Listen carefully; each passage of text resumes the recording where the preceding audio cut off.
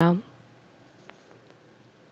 সমবেত সুধীজনকে সান্ধ্যা অভিবাদন। আজকের বিশেষ প্রণাম, জন্মদিনের প্রণাম নেতাজি সুভাষচন্দ্র বসুকে।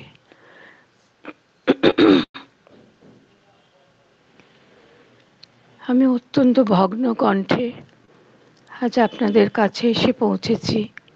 শুধু আপনাদের ধৈর্য শক্তির উপরে নির্ভর করে চেষ্টা করছি দু চারটি কথা উচ্চারণের। আমরা ঈশোপনিষদের মন্ত্রগুলির শ্রী অরবিন্দকৃত ব্যাখ্যা পাঠ করার চেষ্টা করছি। চতুর্থ পঞ্চম মন্ত্র পর্যন্ত একটি মোটামুটি পাঠ ও আলোচনা করার চেষ্টা হয়েছে। আজকে সেই দ্বিতীয় প্রবাহেরই অন্তর্গত যে দ্বিতীয় অংশ, যার নাম আত্ম উপলব্ধি। বিষয়ভিত্তিক নাম অবশ্যই। আমরা জানি ঈশোপনিষদের মন্ত্র কলেবর অত্যন্ত সংকীর্ণ, মাত্র 18টি মন্ত্রে তার ব্যাপ্তি। সে কারণে প্রত্যেকটি বিষয় অত্যন্ত সংক্ষেপে কিন্তু গূঢ়ার্থ সূচক শব্দে আলোচিত হয়েছে। তারই মধ্যে আত্ম উপলব্ধি বিষয়ে আলোচনা প্রভু আমাদের জানাচ্ছেন যে বিধৃত আছে ষষ্ঠ ও সপ্তম শ্লোকে। মুখ্যত অবশ্যই সমস্ত মন্ত্র কলেবরেই তো এই আত্মশক্তিরই উদ্বোধনের কথা বলা হয়েছে। তো এই আত্ম উপলব্ধির যে দুটি মন্ত্র, সেই মন্ত্র দুটি বরং আমরা আগে একটু দেখে নিই। আগেও যেরকম করেছি, মন্ত্র মূল রূপ কি ছিল এবং শ্রী অরবিন্দ তার কিভাবে অনুবাদ করেছেন, এই দুটি বিষয় একটু দেখে নিয়ে আমরা প্রভুর পথ অনুসরণ করে মন্ত্রের আলোচনায় যাবার চেষ্টা করছি।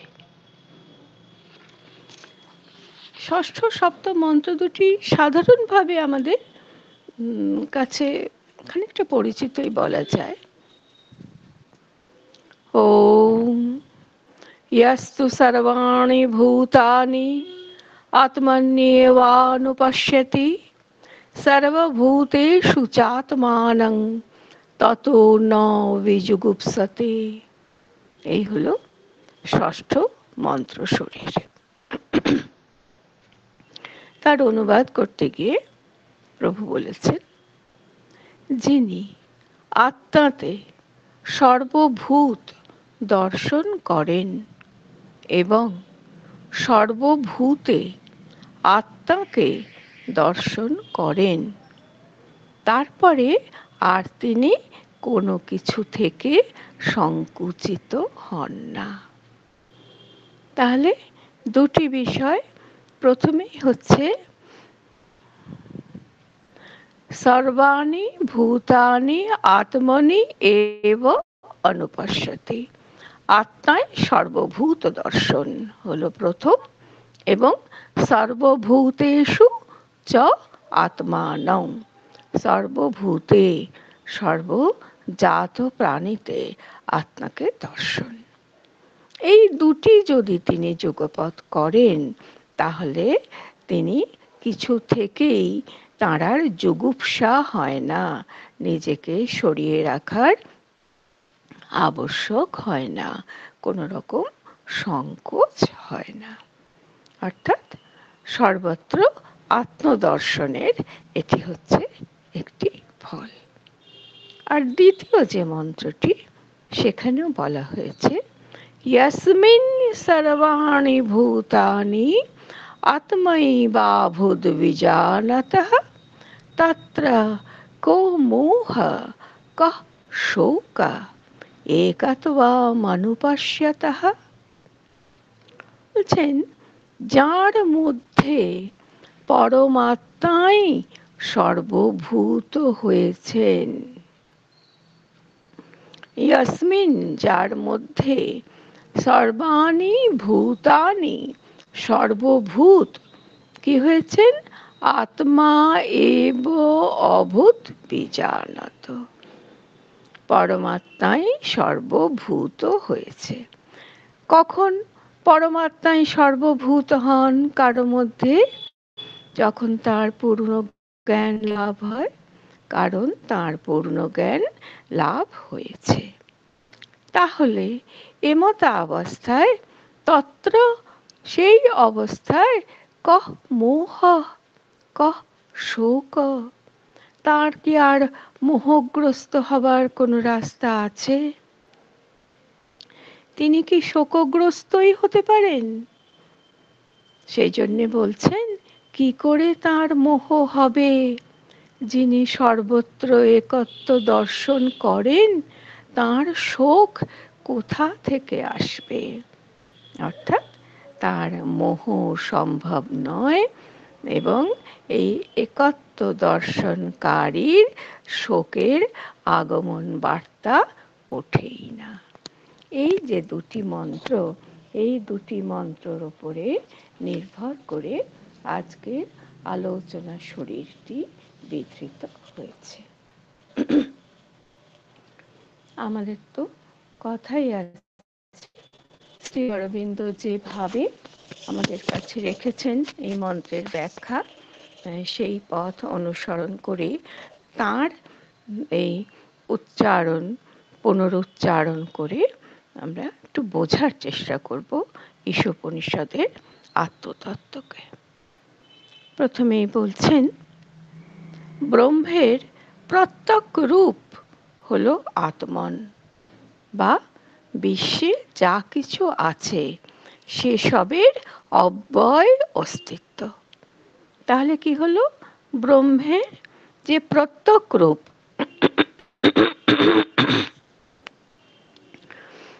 যা আমাদের উপলব্ধিতে আসে, তা হচ্ছে অব্যয় অস্তিত্ব। কিসের অব্যয় অস্তিত্ব? বিশ্বে যা কিছু আছে।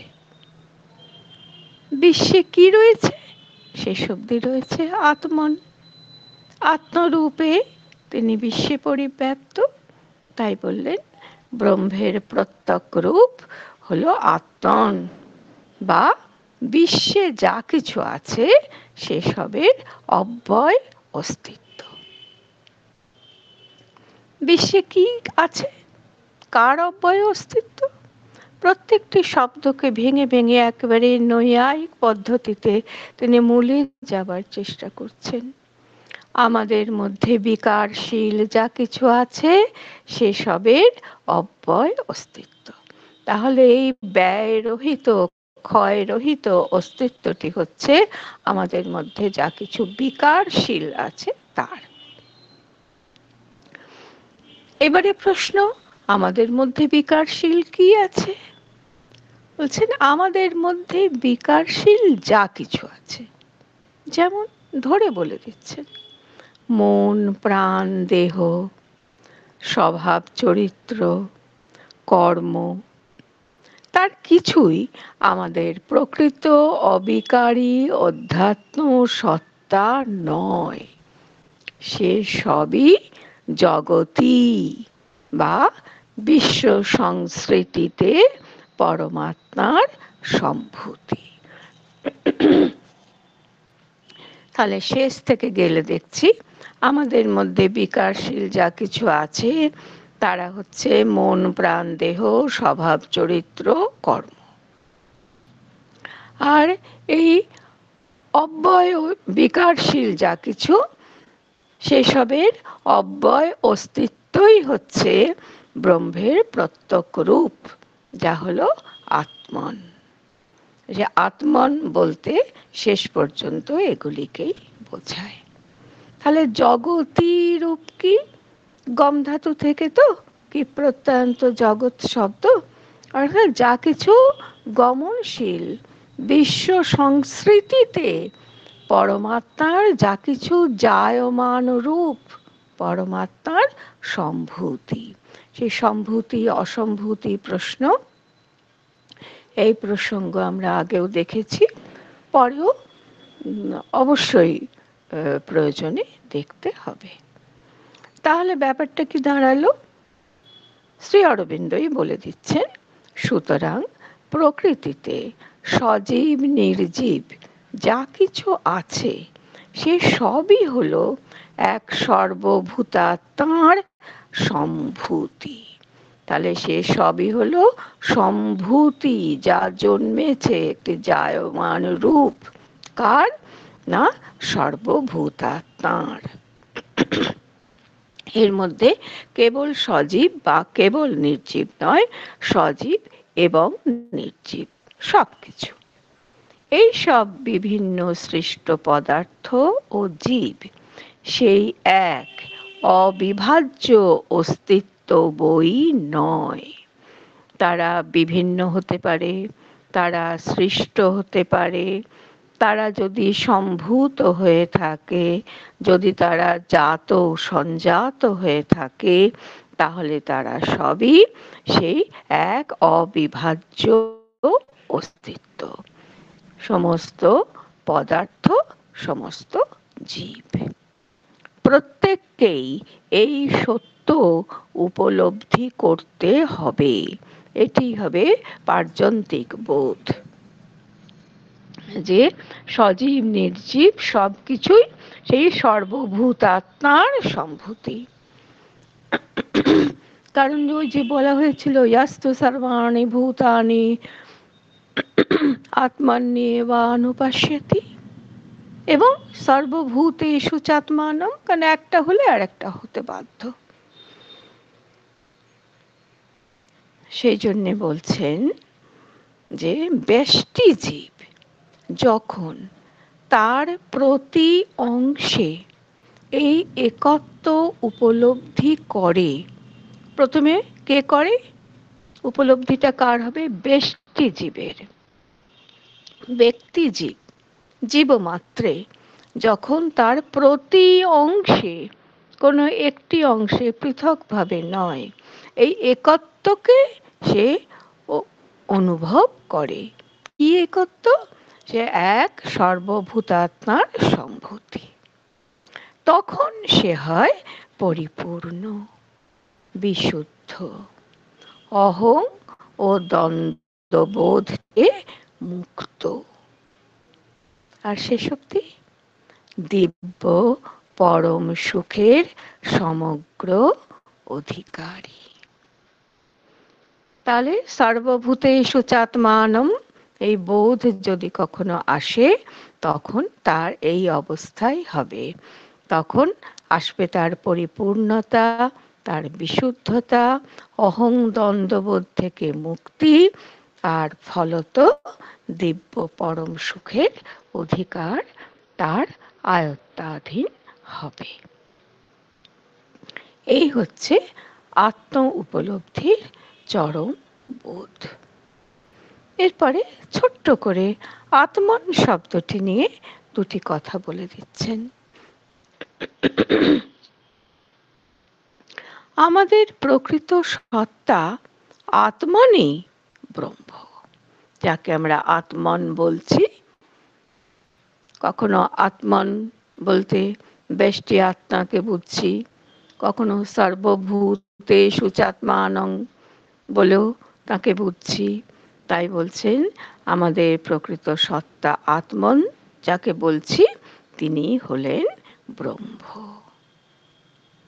আর ব্রহ্ম বলতেই যে যে কনসেপ্টগুলো আমাদের মধ্যে ভেসে ওঠে, সেগুলো হলো বিশুদ্ধ অবিভাজ্য সত্তা, স্বয়ংপ্রভ, চেতনাতে আত্মসমাহিত, শক্তিতে আত্মসমাহিত, আত্মানন্দময়।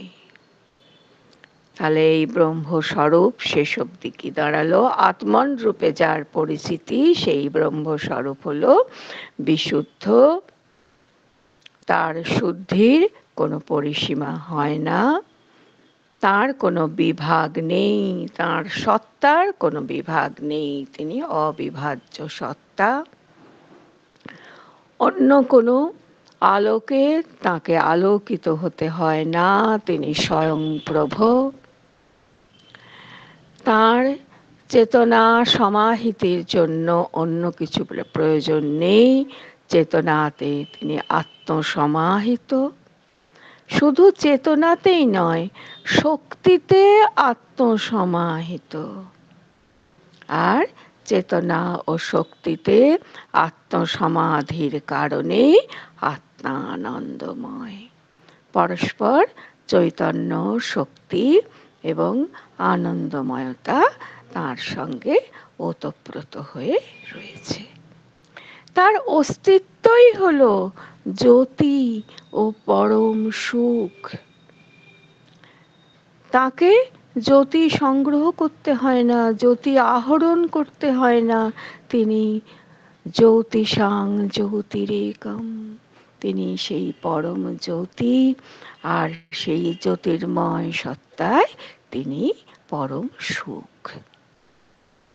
আর কি বাকি থাকে? তিনি মুক্ত না বদ্ধ? তিনি দেশের মধ্যে আহিত না দেশাতীত? তিনি কি কালের মধ্যে নিহিত না কালের অতিবর্তী? প্রত্যেকটিরই উত্তর হলো সেই যে জ্যোতি ও সুখ, তা হলো কালাতীত, দেশাতীত, মুক্ত। তাহলে আমরা ছোট্ট করে যেটুকু বুঝলাম সেটি হলো আত্মনি হচ্ছেন ব্রহ্ম, তার সেই সত্তা বিশুদ্ধ অবিভাজ্য। তার চরিত্র হচ্ছে স্বয়ংপ্রভ। তিনি চেতনায় শক্তিতে আত্মসমাহিত, ফলত আত্ম আনন্দে পরিপূর্ণ, আত্মানন্দময়।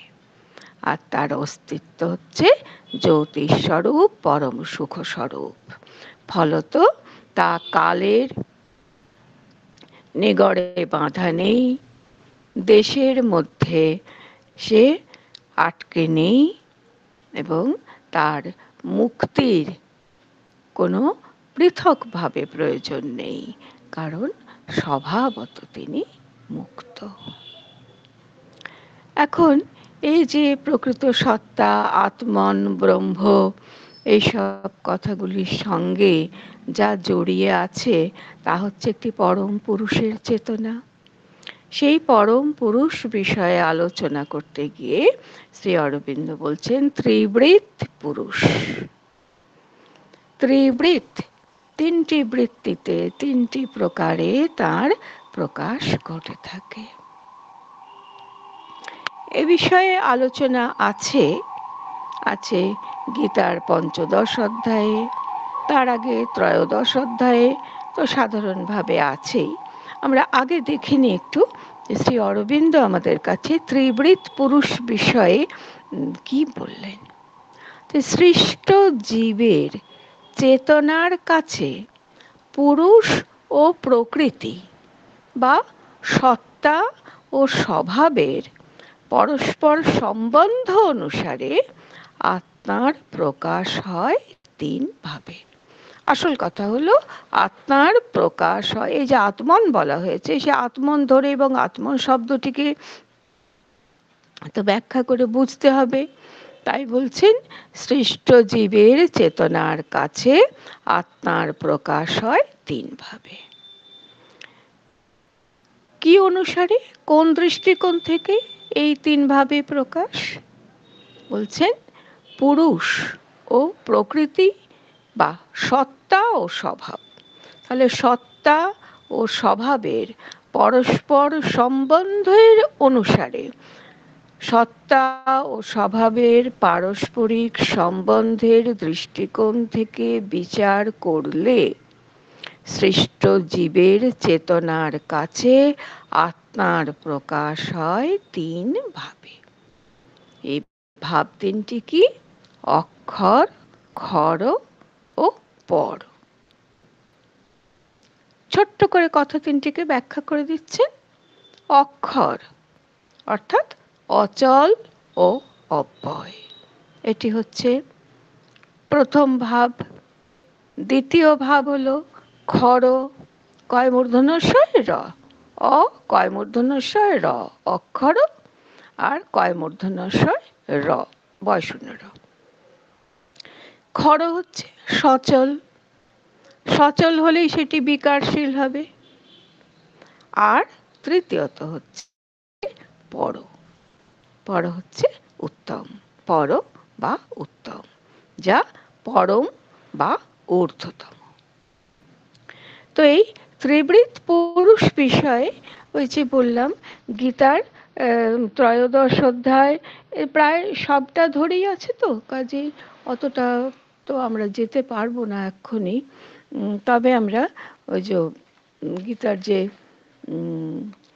ত্রয়োদশ অধ্যায় হচ্ছে ক্ষেত্র ক্ষেত্রজ্ঞ বিভাগ যোগ, ক্ষেত্র ক্ষেত্রজ্ঞ বিভাগ যোগ, সেখানে ক্ষেত্র এবং ক্ষেত্রজ্ঞ বিষয়ে আলোচনা প্রসঙ্গে এই ত্রিবৃত পুরুষের কথা বলা হয়েছে। আর যেটি ছোট্ট করে দুটি মাত্র শ্লোকের মাধ্যমেই আমরা পেয়ে যাচ্ছি সেটি হচ্ছে পঞ্চদশ অধ্যায় অর্থাৎ পুরুষোত্তম যোগ। সেই পুরুষোত্তম যোগের দুটি শ্লোক একটু আমরা দেখে নিই। গীতা তো সাধারণভাবে আমাদের ঘরে থাকে, সেখানে একটু 15 আর 16 এই দুটি শ্লোক দেখি। যেমন পঞ্চদশ শ্লোকটিতে বলছেন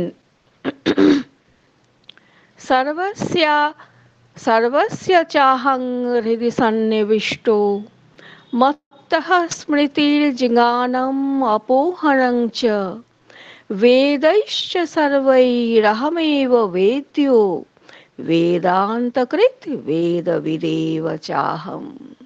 স্বয়ং ভগবান বলছেন যে আমি ব্রহ্মা থেকে কীট পর্যন্ত সকলের হৃদয়ে অবস্থিত আছি। অহং চ সর্বস্য হৃদি সন্নিবিষ্ট। আমার থেকেই প্রাণীমাত্রের স্মৃতি এবং জ্ঞান উৎপন্ন হয়, বিলোপ হয়। মত্তঃ স্মৃতি জ্ঞানম অপোহম অহনঞ্চ। আর বেदै সর্বৈ অহমেব বেদ্য, আমি চতুর্বেদের প্রতিপাদ্য বিষয়। আর বেদান্তকৃত বেদবিদেব চাহম, আমি বেদান্তের অর্থ প্রচারের সম্প্রদায় প্রবর্তক ও বেদার্থবিদ। অর্থাৎ আমি সব, ইনি হচ্ছেন সেই অক্ষর পুরুষ। আরো বলছেন দ্বাবিমৌ পুরুষৌ লোকে ষড়শ্চাক্ষরা এব চ ষড়ঃ সর্বাণি ভূতানি কূটস্থো অক্ষরা উচ্যতে। তাহলে খর এবং অক্ষর এই দুটি কনসেপ্ট একবারে স্পষ্ট করে দিয়েছেন গীতাও, এবং তার অনেক আগেই উপনিষদ করেছেন। তারই মধ্যে অন্যতর ঈশোপনিষদের ব্যাখ্যা প্রসঙ্গে শ্রী অরবিন্দ আমাদের জানিয়েছেন। তাহলে এই যে ষোড়শ যে শ্লোক পুরুষোত্তম যোগের পঞ্চদশ অধ্যায়ের গীতার, তার সাধারণভাবে অর্থটা তাহলে কি দাঁড়ালো? প্রত্যক্ষাদি প্রমাণ দ্বারা অনুভূয়মান ইহলোকে। তাহলে আমরা কি করে জানি, কি করে চিনি? আমরা তো সেই প্রমাণ চতুষ্টয়ের দ্বারাই চিনে থাকি। প্রত্যক্ষ, অনুমান, উপমান ও শব্দ যে কোনো একটিকে স্ট্যান্ডার্ড ধরে নিয়ে আমরা যে কোনো বিষয়কে বিচার করে থাকি সাধারণভাবে। বলছেন প্রত্যক্ষাদি প্রমাণ দ্বারা অনুভূয়মান ইহলোকে খর ও অক্ষর নামক দুই পুরুষ প্রসিদ্ধ আছেন। তাহলে এদের আবার খর অক্ষর এদের পুরুষ কেন বলা হচ্ছে সেটাও বলেই দিয়েছেন যে খর ও অক্ষর ব্রহ্মপুরুষের উপাধি, সেই জন্যই এদের পুরুষ বলা হয়। ব্রহ্মপুরুষের উপাধি হওয়ায় এই শব্দ দুটিও পুরুষ পদবাচ্য হয়েছে। ঠিক আছে, বলছেন যে খর পুরুষই জগতের সমস্ত বিনাশী বিকার অর্থাৎ কার্য, আর মায়াশক্তি কূটস্থ, অক্ষর পুরুষ। এই বিষয়টি তাহলে গীতার কাছ থেকে সমর্থন পেয়েছি বলবার তো দরকার নেই, কারণ ঔপনিষদিক সত্যের ভাগবত গীতার সমর্থনের আবশ্যক হয় না। তবে দুটি বিষয়, দুটি মহাগ্রন্থই একই পথে, একই ভাবনা চিন্তার অনুসারী, এই পর্যন্ত বোঝা গেল। আর এই বোঝাটা এখানেই থাক। অপূর্ব, আজকে কি দিদি রয়েছেন? আর যদি জয়ন্তিকাদি হ্যাঁ নাও আছে থাকেন তাহলেও আছে আছেন তো? আচ্ছা, তাহলে ঠিক আছে, ঠিক আছে। হুম। আমি আছি, তোমারটা শুনতে কারণ খুবই ভালো লাগছিল না শুনতে দিদি, দিদি। হ্যাঁ হ্যাঁ, দিদি গো, এটা না আজ তো শেষ করা যাবে না। আমরা না না পরের সে দিন আবার ঠিকই। এই আলোচনায় আসবো সবাই। সকলকে প্রণাম, ভালো থাকবেন। আচ্ছা, সবাইকে আমি প্রণাম জানাই, মা শ্রী অরবিন্দের আতুল চরণে প্রণাম জানাই। জানিয়ে আমি আজকেও একটু লেটেস্ট যোগা থেকেই পড়ছি। বিষয়টি আর কি, ওনার কাছে যে চিঠিপত্র আসতো সেই চিন্তা ও জ্ঞানের বিষয়, যা শ্রী অরবিন্দ তাতে চিঠির উত্তরে জানিয়েছেন, সেটা হচ্ছে বলছেন, শ্রী অরবিন্দ বলছেন, প্রথমত এই সমস্ত চিন্তা তরঙ্গ, চিন্তা বীজ বা চিন্তার রূপ বা যাই হোক না কেন, তাদের আলাদা আলাদা গুরুত্ব এবং চেতনার বিভিন্ন স্তর থেকে আসে। এমনকি একই চিন্তা সার, চেতনার স্তর, যার মাধ্যমে চিন্তাগুলি আসে, যেমন চিত্তক মন, প্রাণিক মন, প্রাকৃত মন, অবচেতন মন ইত্যাদি, বা চেতনার শক্তি যা তাদের ধরে নিয়ে এক বা অন্য লোকের মধ্যে ঠেলে দেয়, অনুযায়ী উচ্চ বা নিম্ন কম্পাঙ্কে স্পন্দিত হতে পারে। এই কম্পাঙ্ক মানে হচ্ছে ফ্রিকোয়েন্সি। উপরন্তু প্রতিটি মানুষের মধ্যে মন একটা উপাদান আছে, মানুষের মধ্যে মনের একটা উপাদান আছে এবং আসতে থাকা চিন্তা নিজেকে আকার দিতে এটি ব্যবহার করে বা নিজেকে ভাষান্তরিত করে। মনের মধ্যে সেই চিন্তাগুলি আসে এবং সেই চিন্তাগুলি আবার মনের থেকেই সেগুলোতে বিভিন্ন বিভিন্ন আকার আসতে থাকে। সাধারণত এটাকে আমরা বলি প্রতিলিপ করা। কিন্তু উপাদানটি এক মনের মধ্যে, যা অন্য মনে তার চেয়ে সূক্ষ্ম অথবা মোটা, শক্তিশালী বা দুর্বল ইত্যাদি ইত্যাদি।